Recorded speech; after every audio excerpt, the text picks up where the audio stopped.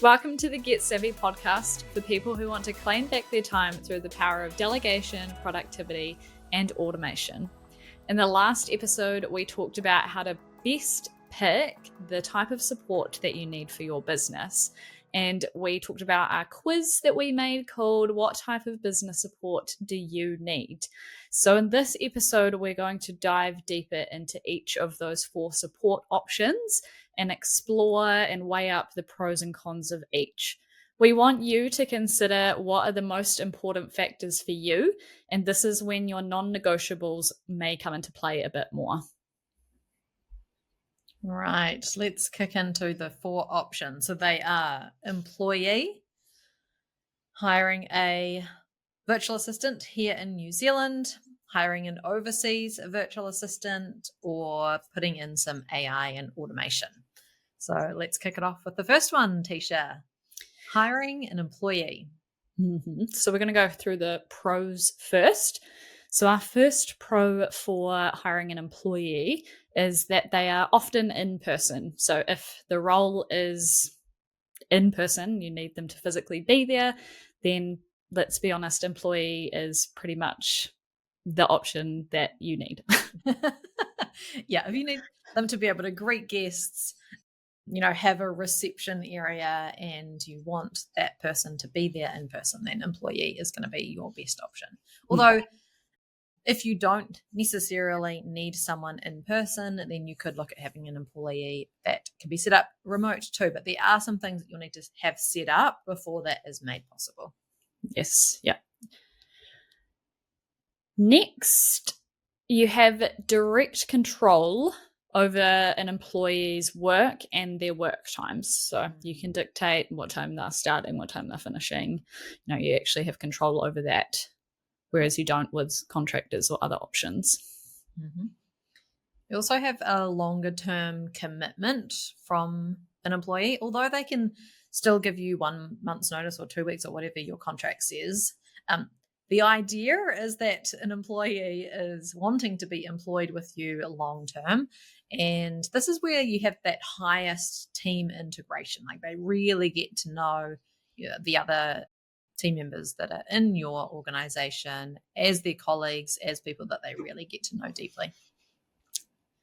Yeah. So if you're wanting to grow your team, then employees are obviously a great option. They're also familiar with local businesses or your area or just, New Zealand in general, business practices and culture, because they're here and they're living it. Yep. The pros can be that you can get someone who is like a generalist for a type of role, or you can get highly specialized, experienced and trained, qualified people for roles as well. Now, I'm sure there are many other pros as well, but we want to talk today about ones that are specifically different between the types of support. So we'll move on to the cons for employees. And the first one is this is the highest cost option. You've got the salary, you've got PAYE, holiday pay, benefits, equipment, subscriptions, all of those associated costs that come with an employee. It's not just the salary. So that is something to keep in mind. Yeah, Kiwis have it too. All right, you'll also be paying for any unproductive time. So whether they are working or not working, you're still needing to pay them. So you'll be paying them for things like when they take their breaks and bathroom and water cooler chats and kind of general unproductive time. Yeah. At most, you would have them 80% productive, would you say? At the max end. Absolute max. Yeah. Yeah. But what was it? Let's repeat that. I can't remember off the top of my head. But 8-hour day, it was almost 3 hours productive. So that means that there's 5 hours of unproductive in kind of the average employee.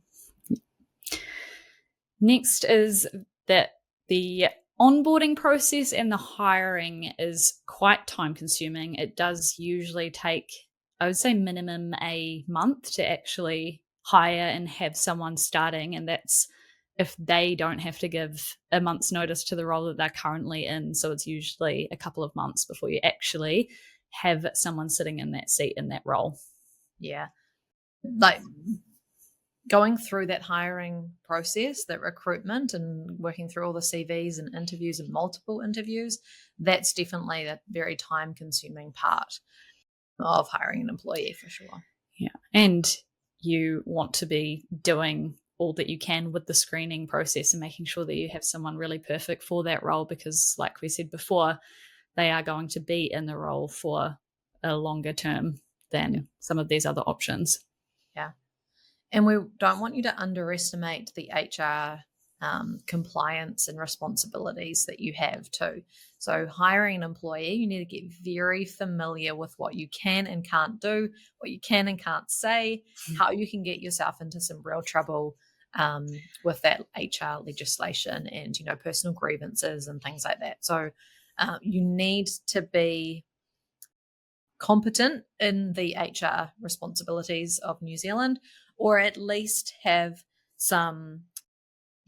someone that you can have as your employment lawyer, or engage the services of an HR consultant. So you will need to add in those costs as well when you are considering having an employee, especially if it's your first employee. If you're unaware of what's required, then you need to get some professional advice and help along the way. And on that note, if it isn't working out with the employee, then it is much, much harder to get rid of them if it's not working out than it is for any of the other options. Yeah, there's a full process that you need to go through to make sure that you aren't going to be up for any of those personal grievances. So you can't just say, oh, this isn't working out and you need to leave. That's not possible.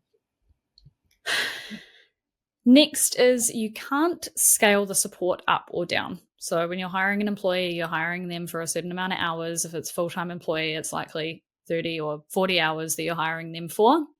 And then if there is less work coming in the door, you can't just drop them down to 10 hours easily for the next week. So no scalability there with an employee. No, you hire them and you commit to that long term with that employee.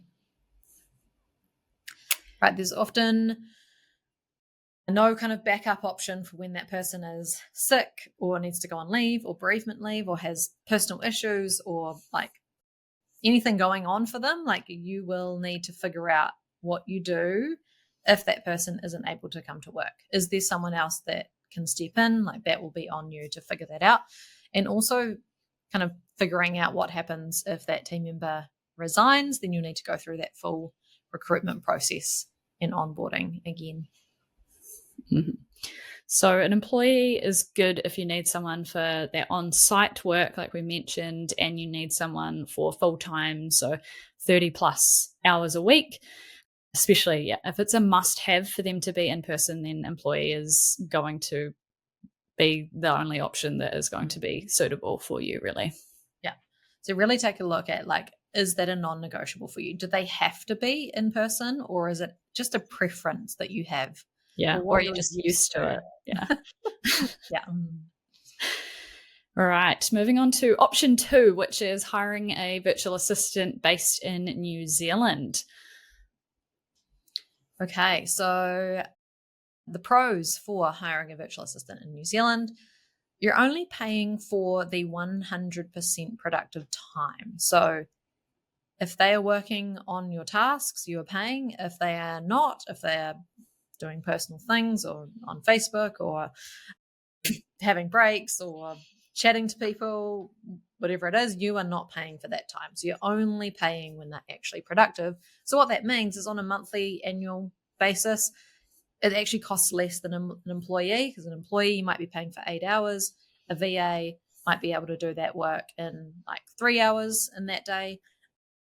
Then you're only paying for 3 hours of time, not the full 8 hours. Even though the hourly rate will be higher than an employee, actually, when you look at it on a monthly or annual basis, it's much cheaper.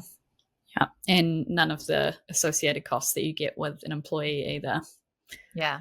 What you pay per hour is what you pay. There's no other costs outside of that. Next is, again, they are familiar with local businesses, practices, and culture. So similar to, or the same as employees in that regard as well. And they will be in the same or similar time zone to you. And English will be the first language, so you won't have any of those kind of barriers. There is also continuity of service for sick leave, or if that virtual assistant does happen to leave the agency, there are backup systems in place. There are handbooks with all of the processes for your tasks in them. So, yeah, you don't have to worry about that like you would with an employee. And we're talking about an agency here rather than a freelancer. Mm. So the agency will have someone else that can step in, and it's kind of on them. They'll be responsible for making sure that the service continues. They'll find someone else to replace them if that VA leaves, or they will have someone step in if that VA is on sick leave or annual leave. So all of that is on the agency, not on you. So you do not have to worry about that. Mm. There is also a wide, again, talking about agencies, there's a wide scope of services if you are accessing an agency that you can actually tap into. So at Strictly Savvy, we've got our bookkeeping team, we've got our EA team, and we've also got our design team. So when clients come on board, they get access to all of those compared to if you're hiring one person, their skills are most likely going to be in one area. Yeah. And if you don't know what EA means, it's executive assistants.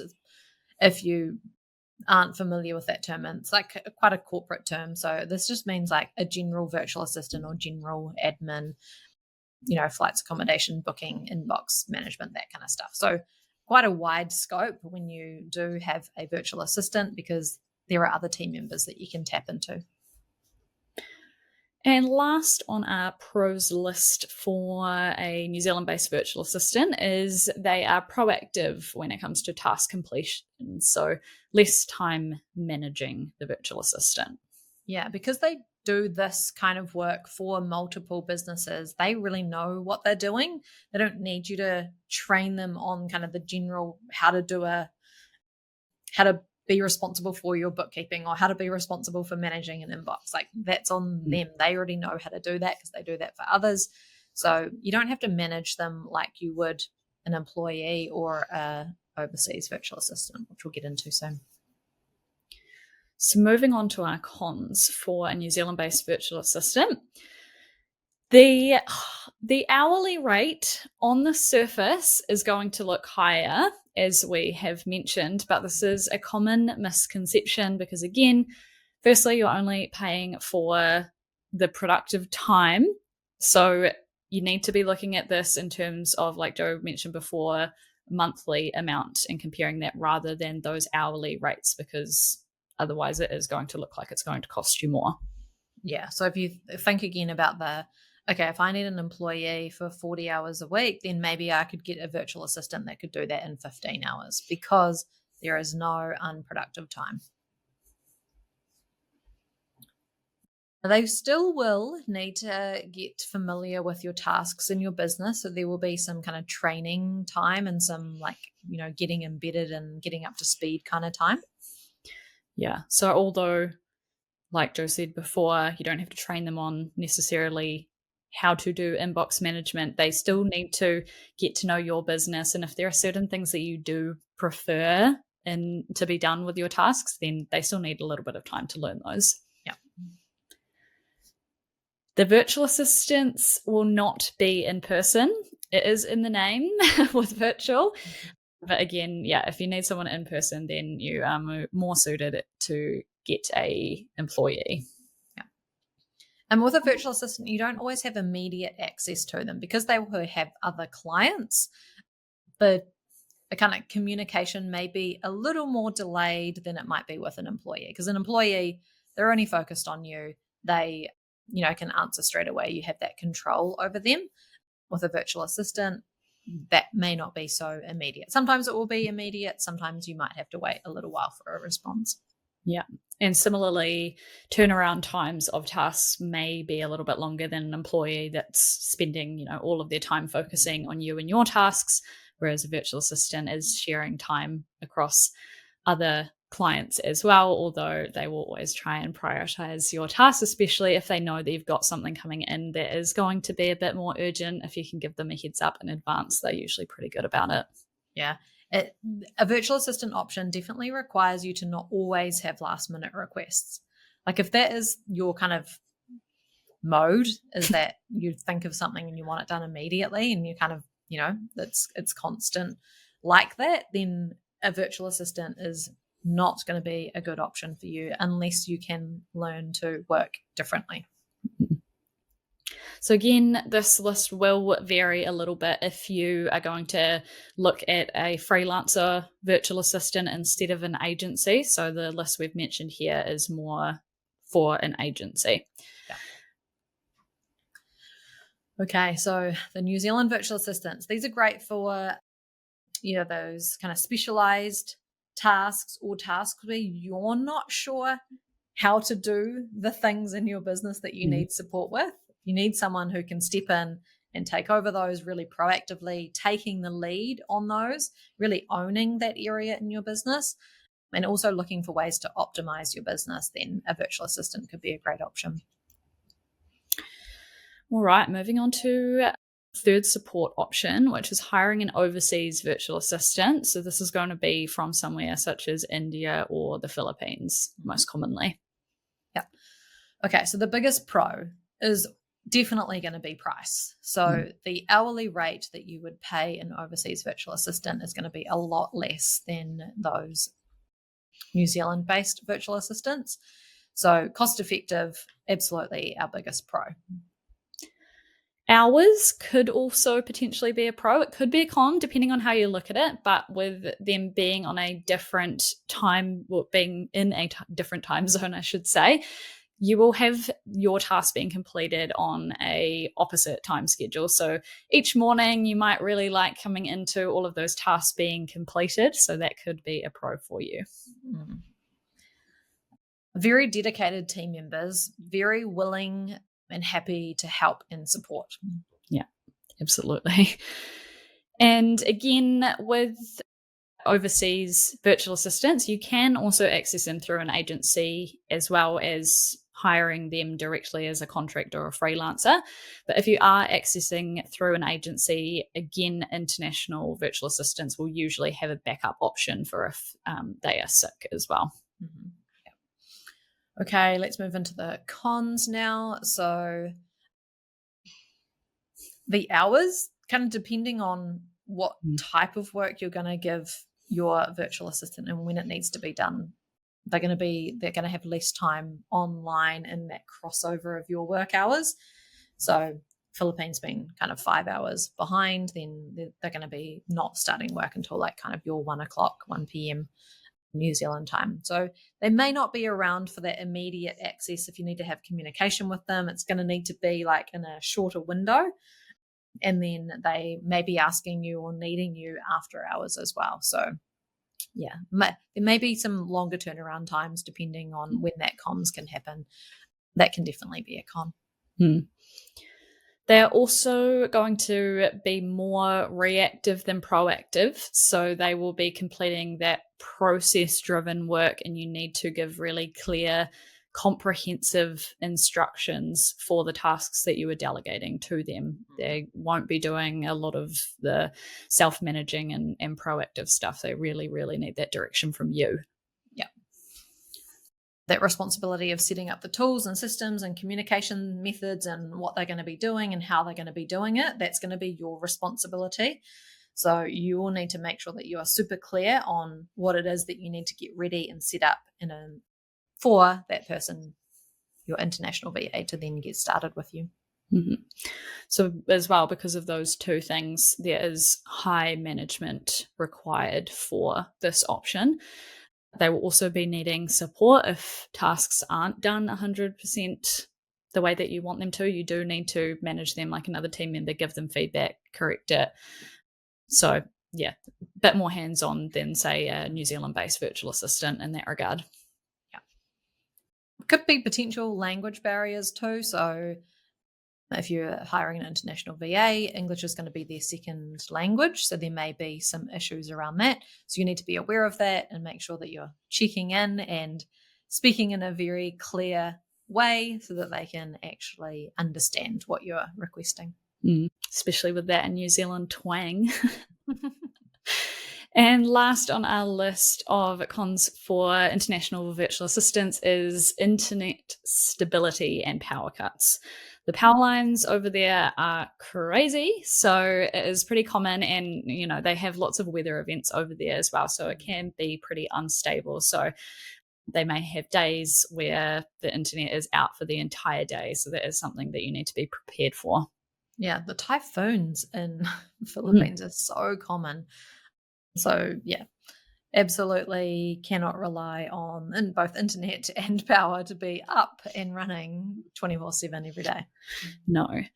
So an international virtual assistant will work well when you need someone to do process-driven, repetitive work, and you're actually willing to invest the time to giving them those detailed and clear instructions. Okay, moving into our last option. Option number 4 is your AI and automation. So this is about getting AI and automation to do that heavy lifting instead of a human. And this could be a great option to have in the mix. So it may be that you have one of the other real person options, but you consider having the AI and automation in the mix doing some of those things for you. Mm. So starting off in our list of pros, AI is great for repetitive tasks. So you're going to reduce that human error while those tasks are being completed, because AI is just happy to do that same job over and over again, no problems at all. Yeah, so we're focused on kind of the automation side. So those automation tools doing those repetitive things in that one. Mm-hmm. All right, scalable. So AI can handle extremely large volumes of work with minimal human interaction, and do it in a much less time. So the speed and scalability, that volume of work, can be a real benefit. Yeah. You can request just ridiculous amounts of work from it, or options. I asked it a little while ago for some things that we could talk about on the podcast, and I was like, can you give me 50 different topics? And it's just like, yeah, sure, here you go. Like, if you ask one of your team members to do that, it would take so long for them to come up with 50 ideas, and they would also be like, why the heck are you asking me for 50? Yeah, you could ask it for 200 if you wanted. Yeah. I feel bad asking my AI for like more than 10 things. But right, they love it. I don't know about love it. Can they really love it? They don't have feelings. Yeah. Yet. Okay. Another pro is extremely cost effective over time. So there may be like that one-off kind of implementation cost, or, getting someone to set it up for you, or, you paying initially to buy it or get it set up. But then might be a subscription fee ongoing. But compared to what you would pay in a salary or, an hourly rate for a VA, extremely cost effective over time. All right, moving on to cons for AI and automation. Again, as you've just mentioned, the initial setup costs can be high in terms of money as well as time to get things working properly, because you do need to go through some testing with AI and automation to make sure it's working the way that you want it to. So it isn't just the money investment, it is also your time. Yeah, I set up a very complex automation in Zapier in one of my other businesses, and it took me hours and hours and hours to set it up. But now, like, once it's set up, like, it has saved so much manual work, so much time, and it just keeps running every day. So yeah, a lot of time can be required to get it up and running. Yeah. And also it's a steep learning curve. So we may say, set up some AI and automation, and then you go to have a look at what that actually means and what you could set up. There are so many options and so many tools available that it can be very overwhelming to try and figure out, like, what even is some automation that I could put in my business. So yeah, you've got a steep learning curve to get it set up and manage it. Mm-hmm. Not all tasks will be 100% automated either. There is usually going to still be some human intervention required, whether that is just reviewing that it has done the task correctly or a part of a step that still needs to be completed. It's likely there's still going to need to be some of that from someone. So when we're saying, like for you, Teesha, that example of you got it to give you 50 ideas, like you're still needing to be the one prompting it to get that. Mhm. That's not automated yet. But there are other things that are a set and forget. So me setting up a whole bunch of automation where it like triggers off to send emails to people who do a certain action, like that's absolutely automated. So yeah, there's depending on what it is. Right now, when we're recording this, the AI can't be told although I was just going to say, like, every Friday, can you send me 50 ideas? I mean, you probably could set that up with some automation tools. But yeah, it's not quite there yet, but very close to where it can actually go off and do a whole bunch of things like an assistant would for you. So still needing us to prompt it at this point. Yeah, and just even the occasional check if it is automations that you've got set up that it is completing 100% of the task, just checking every now and again that it's still happening, turned on, actually completing it in the way that you want it to. Just some of those little bits and pieces here and there still required. Things can break for sure. Yeah. Next is AI hallucinations. We've talked about this one a few times. So occasionally, especially ChatGPT, but yeah, any AI will occasionally make things up that it's doing its best job to answer in a way that it most likely thinks is correct. And so sometimes it'll just tell you really random stuff that is just absolutely not true. Sometimes it will even give you a fake source URL. So unless you click on it and actually go and investigate where that fact came from, might not be real. So again, with that whole checking thing, you do actually need to you can't just rely that everything that AI is telling you is true and correct, like anything on the internet though. Yes. This is getting better. So when we were recording this just a couple of days ago, OpenAI has brought out their new version of ChatGPT. It is the O1, and currently you can use it as paid account holder, and it now thinks and reasons. So previously, with this AI hallucinations, you ask it how many R's are in strawberry is in a kind of an example going around the internet at the moment. And it can't actually tell you that there are 3. It says that there are only 2. And there's a reason why, the way that it's set up to do that. But now with this new version, it actually stops and thinks before it answers. So the whole training in this new model is completely different. And it is now able to think and reason, which is incredible. And a little scary. So, yeah, getting better and better. Yeah.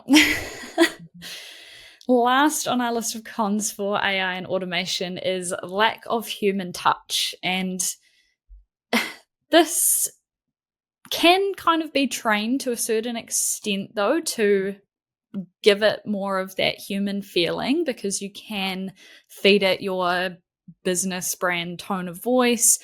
You can give it better prompts to get out better results and that sort of thing. So depending on the tools and the prompts and how much knowledge it has about you, it can respond to be a bit more human-like, but it isn't a human.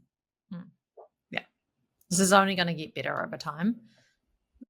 But also have a think about what does the customer experience need to be in your business. So just having everything automated and everything AI and being really obvious that it is automated can also be a con, because there's the lack of human touch in your customer journey. So considering that too could be a reason to not integrate it into your business in certain areas and keep that real human.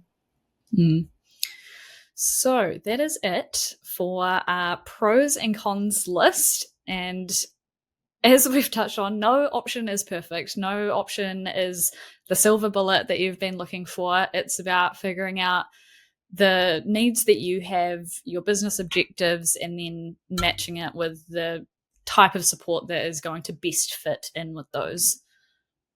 Yeah.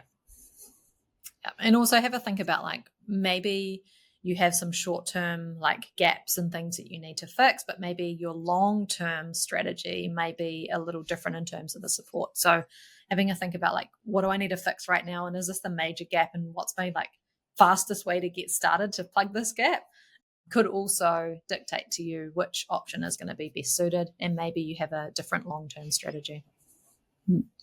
So if you haven't already, when you listen to our last episode, take our quiz. The link is down below for what type of business support do you need, and see what you come out as, what options come out as your top picks.